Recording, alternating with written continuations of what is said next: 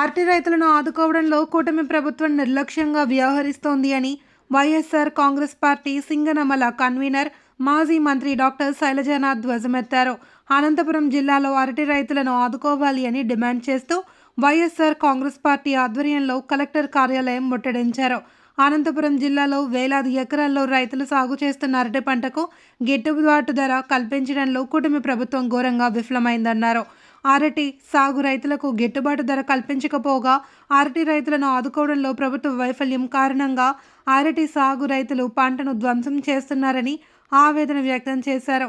సింగనమల నియోజకవర్గం నుండి అరటి సాగు రైతులు పెద్ద ఎత్తున కలెక్టర్ కార్యాలయం చేరుకుని ప్రభుత్వానికి వ్యతిరేకంగా నినాదాలు చేశారు.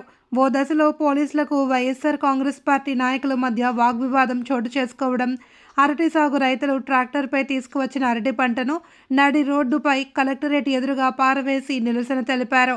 అరటి రైతుల నిరసన కార్యక్రమంలో పెద్ద ఎత్తున వైసీపీ పార్టీ కార్యకర్తలు, రైతులు తరలి రావడంతో కలెక్టర్ కార్యాలయం వద్ద భారీ పోలీసులు బలగాలు మోహరించారు.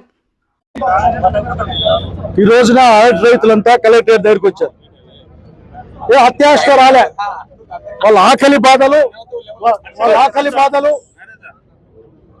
అట్లాగే పంట నష్టపోయిన కడుపు బాధ, ₹2 అరటికాయలు కిలో అంటే ఎంత బాధ ఉంటుందో అర్థం చేసుకోవాలా. ఈ ప్రభుత్వానికి ఎంత సిగ్గుపడాలో అర్థం చేసుకోవాలా. అసలుకి ఏంటి, రైతు 2 కిలోలా బయట మార్కెట్లో 40, 50, 60, 70 దాకా పోతా ఉంది.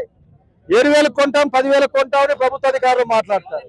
ఒక్క రూపాయి కూడా చెప్పినప్పుడు ఇచ్చిన పాపాన పోలే, ₹1 ఇయ్యలే, కొనలే.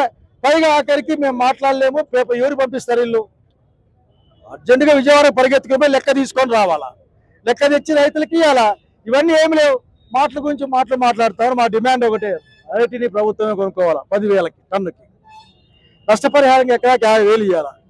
అట్లాగే రైతులకు ధర దెబ్బతినకుండా ₹10,000 వాళ్ళు కొనాలా. ఖచ్చితంగా ఎకరాకి ₹50,000 నష్టపరిహారం ఇవ్వని డిమాండ్ చేస్తాం.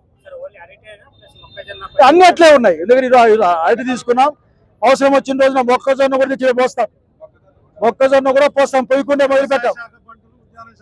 కనుక అన్ని నాశనం అయిపోయినాయి, రేట్లు లేవు, ప్రభుత్వం పట్టించుకోవడంలే.